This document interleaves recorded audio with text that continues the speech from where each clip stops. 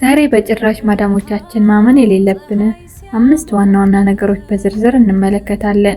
እስከ መጨረሻው አብራችሁ ቆዩ። ሰላም ጤና ይስጥልን የቻናላችን ቤተሰቦች፣ በአረብ ሀገር የምትኖሩ እህቶቼ ዛሬ የምነግራችሁ ነገር በጥንቃቄ እንድትሰሙኝ እፈልጋለሁ። ብዙ እህቶቻችን ዓመታትን ለፍተው ደማቸውን አንጠፍጥፈው ሌት ከቀን ሰርተው በመጨረሻ ግን ባዶ እጃቸው ወደ ሀገራቸው የሚመለሱበት ወይም እያለቀሱ የሚቀሩበት በአንድ ትልቅ ስህተት ምክንያት ነው። እሱም ፍጹም እምነት። እነዚህ ዋና ዋና ነገሮች በዝርዝር እንመለከታለን። አንደኛ፣ እንደ ልጄ ነሽ፣ እንደ እህቴ ነሽ የሚለው ስሜታዊ ማታለያ። ማዳሞቻችን ስራ በደንብ ሲሰራላቸው፣ ቤቱ ሲያብረቀርቅ ወይም ስሜታቸው ጥሩ ሲሆን አንቺ እኮ ሰራተኛ አይደለሽም ልጄ ነሽ ይሉሻል። በዚህ ጊዜ ብዙ እህቶች ልባቸው ይሸበራል። ቤቱን እንደ ራሳቸው ቤት ማየት ይጀምራሉ።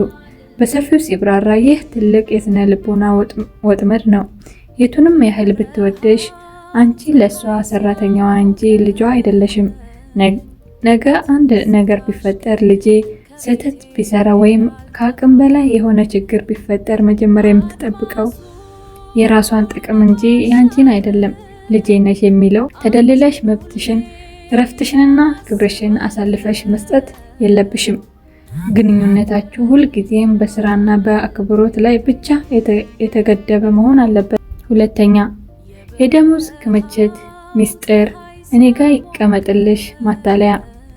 ባንክ አካውንት እስከምትከፍቺ ድረስ ብክን እንዳታደርግ እኔ ጋር ይቆይልሽና ስትሄጂ በአንድ ላይ እሰጥሻለሁ የሚሉ ማዳሞች አሉ። ይህን አምነሽ ገንዘብሽን እሷ ጋር ከተውሽው ትልቅ አደጋ ላይ ነሽ። በሰፊው ሲብራራ የሰው ልጅ ልብ እንደ አየር ሁኔታ ተለዋዋጭ ነው።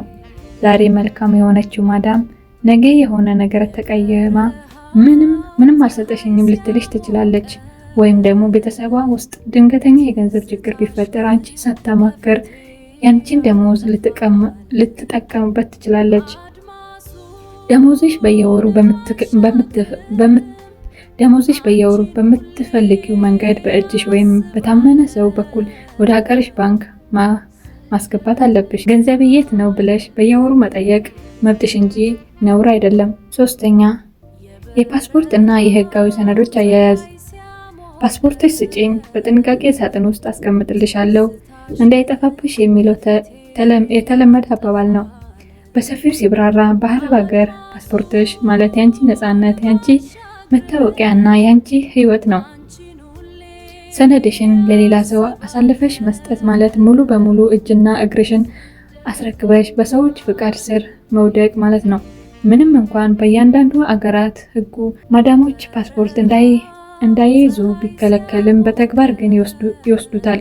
ስለዚህ ዋናውን እንኳን ቢወስዱት ሁልጊዜም ቢሆን የፓስፖርትሽ የቪዛ ግልጽ ፎቶ ኮፒ በእጅሽ መኖር አለበት። እንዲሁም በስልክሽ ፎቶ አንስተሽ በኦንላይን ለምሳሌ በኢሜይል ወይም በቴሌግራም የተቀመጡ መልእክቶች ላይ ሴቭ ማድረግ አለብሽ። አራተኛ፣ የግል ህይወት እና የገንዘብ ምስጢር ማካፈል። ይህ ነገር ሁላችንም የሚጎዳን ነው። ማዳም አንዳንዴ ደስ ሲላት የቤቷን ምስጢር ከባሏ ወይም ከልጆቿ ጋር ያላትን አለመግባባት ልታዋየሽ ትችላለች። ይህ አይነት እጅግ በጣም ታምነኛለች ብለሽ የራስሽን ምስጢር መናገር የለብሽም።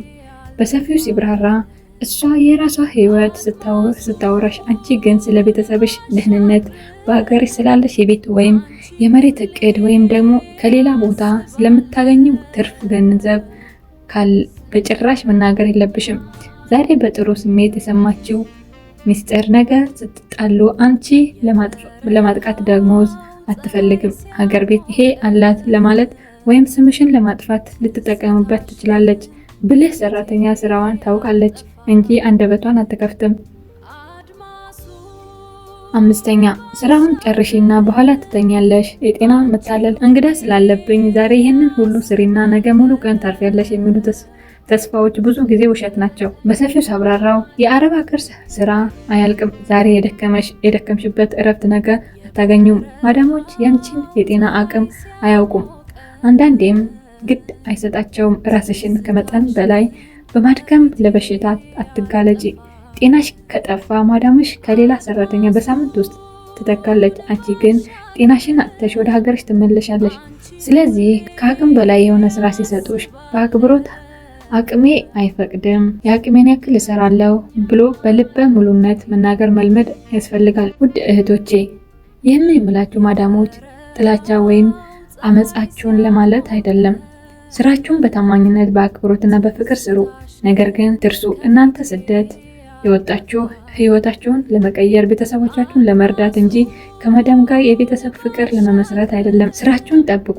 ነገ እቅዳችሁን ብልህ ሁኑ። የዛሬ ቪዲዮ ጠቃሚ ሆኖ ካገኛችሁት ላይክ ማድረግ እንዳትረሱ። እናንተም በዚህ ዙሪያ የገጠማችሁ ታሪክ አለ? መዳማችሁን አምናችሁ የተጎዳችሁበትስ ወይም የታዘባችሁበት ነገር ካለ ኮሜንት ላይ አካፍሉን። በሌላ ቪዲዮ እስከምንገናኝ ሰላም ቆዩ።